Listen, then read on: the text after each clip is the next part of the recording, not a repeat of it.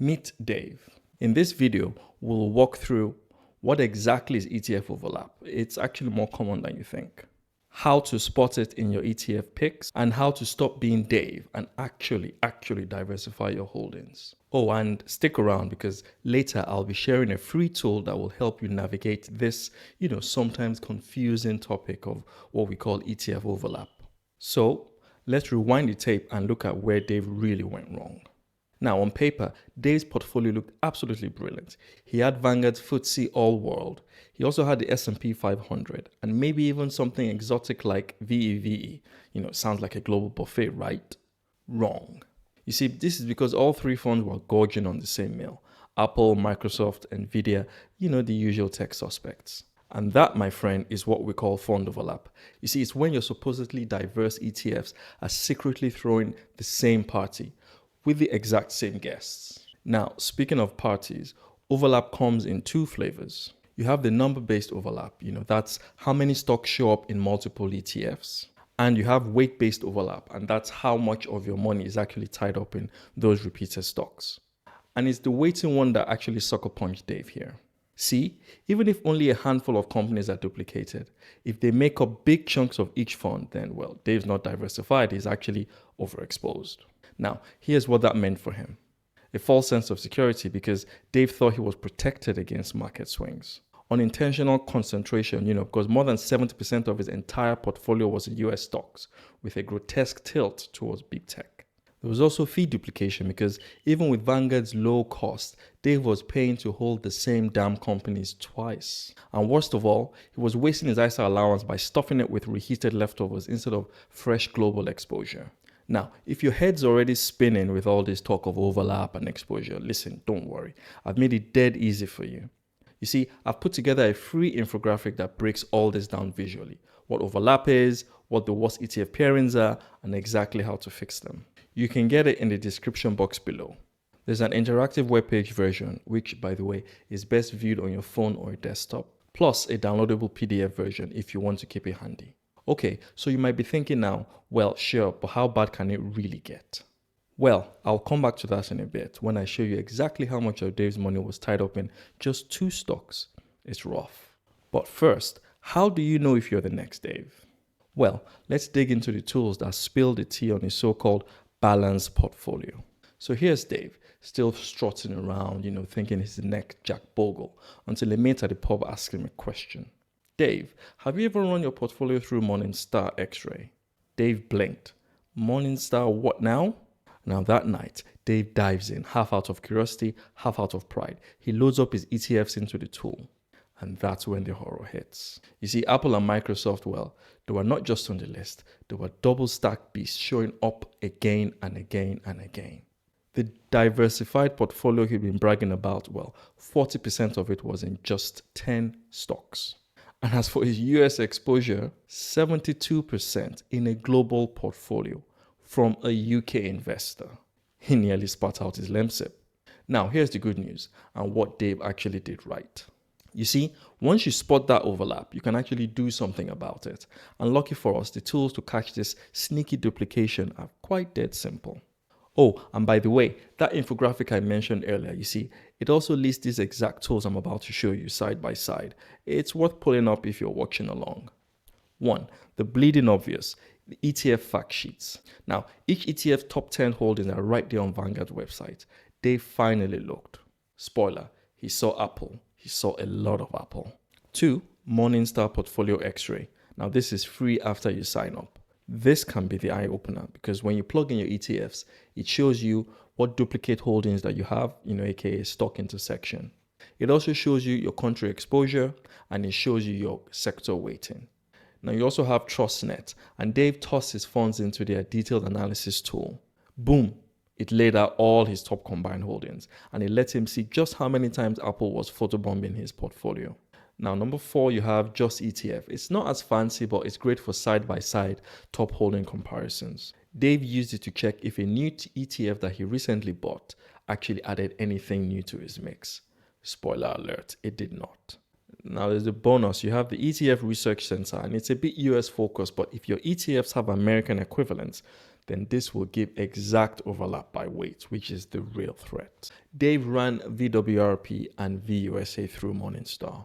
Apple alone had a combined weighting of over 10% from just 2 ETFs. Diversified, more like tech addicted.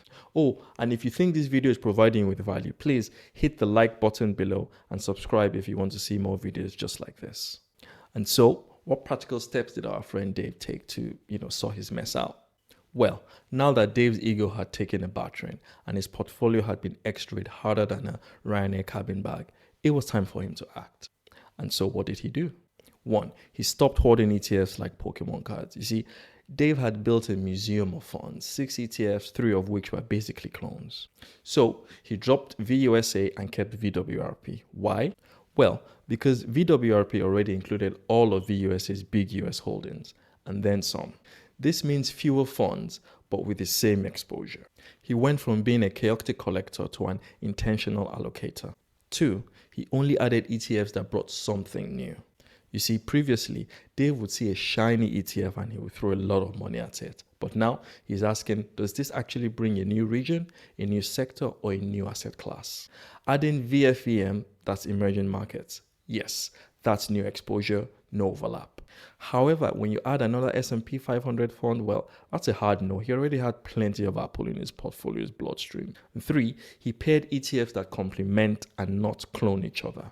Think Batman and Robin, not Batman and Bat Dude in a slightly different cape. And so, instead of stacking global funds on top of each other, what Dave did was he actually paired VEVE, which is developed world, with VFEM, which is emerging markets, or VWRP with a UK dividend ETF like VHYL, if he really wanted a home bias twist. Now 4, he also focused on exposure, not ETF count. You see, Dave stopped bragging about how many ETFs he had, and what he did was he started thinking like a strategist. What percentage of my portfolio is in each market, or each sector, or each company? He quickly realized he didn't need more ETFs. Instead, what he needed was the right mix of a few that covered his strategy cleanly, without doubling up on Apple like it was a club sandwich. And 5, he used his ISA like a rebalancing cheat code.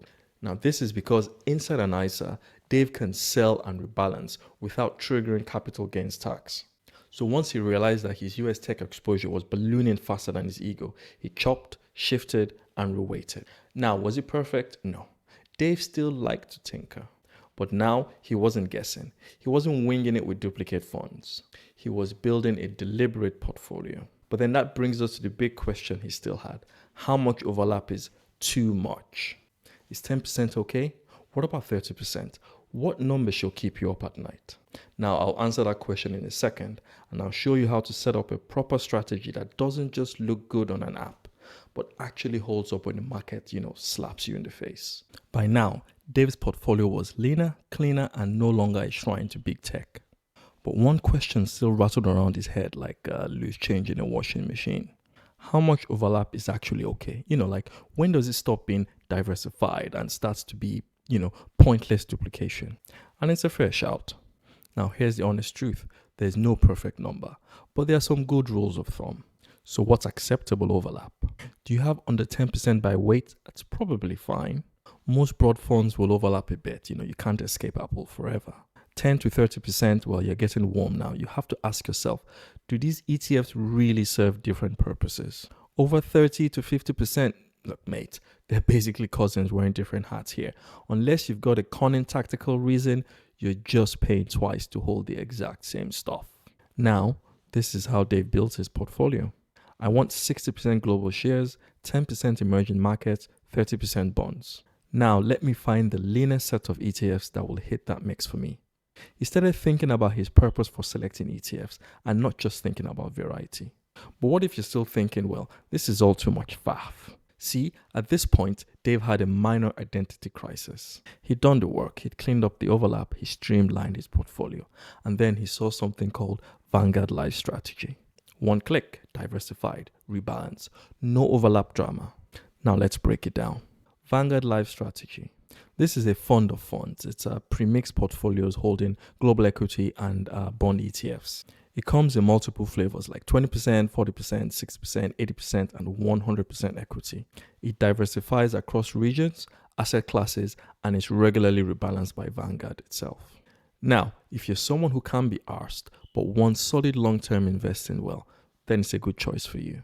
You also have Vanguard Target Retirement Funds. Now, this is an even lazier and perhaps smarter if retirement is your goal. So what it is you pick your retirement year. It then starts aggressive and gradually gets safer as you age. It's like the slow cooker of investing. You set it, you forget it, and you still get to eat it later. And the downside, well, you give up control. Now, Dave couldn't hand over the reins completely. He liked knowing exactly what he held. But if you're someone who's thinking, well, this sounds like too much effort for me, I just want it done, then these funds are a bloody dream, mate. And so, what did we learn from our mate Dave? Well, for starters, having a fistful of ETFs doesn't mean squat if you're just secretly doubling down on the same bloody stocks. You see, he thought he had a global portfolio, but no, he actually had a tech-heavy echo chamber wrapped in an ISA. It looks diverse, it might trade like it's balanced, but behind the scenes, well, one bad day for big tech and, well, half his portfolio is on fire. Now, here's what real diversification means. Knowing exactly what each ETF brings to the table. Spreading your exposure intentionally, not just alphabetically. Avoiding concentration risk that disguises choice. And making sure that every fund in your lineup actually earns its keep. Our friend Dave got there eventually. He used the tools and he used them to bin the redundant ETFs. So now the question is, what about you? Have a sneak peek at your own portfolio. Are you diversified, or are you just hoarding tickets with duplicated guts that give you a false sense of safety? If this video opened your eyes, please do me a favor. Share it with someone who is secretly a Dave, and drop your worst fund overlap horror stories in the comments below. Oh, and before you go, don't forget that the ETF overlap infographic is in the description box below, both as a web page and also as a PDF. Download it, share it, tattoo it on your wallet, whatever works for you. Cheers.